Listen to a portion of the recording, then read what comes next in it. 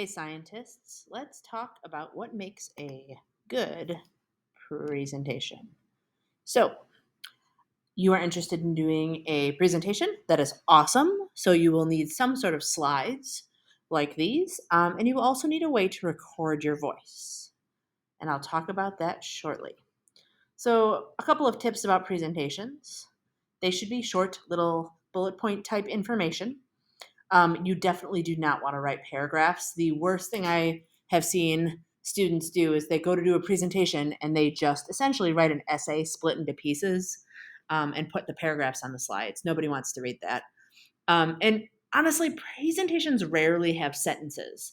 They can, especially if you're citing specific evidence, but you really want to work on the fact that your voice, see what I did there? Is the main conveyor of the information, just like I'm doing right now, right? I am talking to you and giving you the information through my voice, and the slides are just there to, fill in the gaps. All right. The point that really hammers it home is this. Honestly, your audience will listen to you or they will read the content, but they won't do both, right? Here's a good example of me having the sentence on here because it's a quotation. But notice it's a big sentence with a big visual, and I'm going to use it to hammer home a really big point, like to talk about a claim, right? I'm going to use this because it's big to make it important.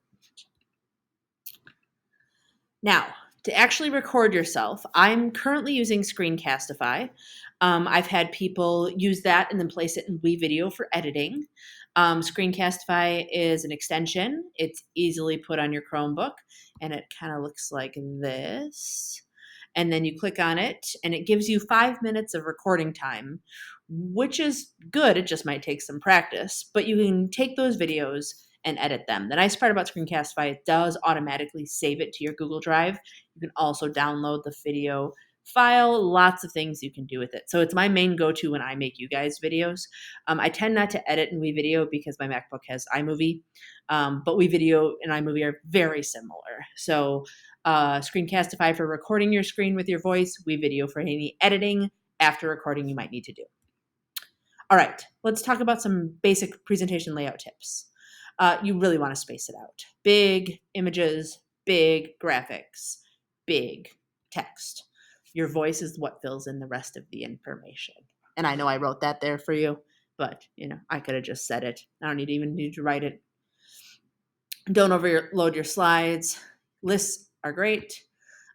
They work really well, but notice there's a lot of blank space on the slides because, again, the font is big, the picture is big. You really want them to be visually simple for your audience. Make sure your font is easy to read. This happens all the time. Don't do crazy wonky fonts that people won't be able to read. That confuses people. This works for writing as well too, but definitely in presentations, make sure you can read it. Changing font, changing color, changing size helps the reader or the viewer technically understand what's important. So make sure you're using these strategies to really make the important stuff pop.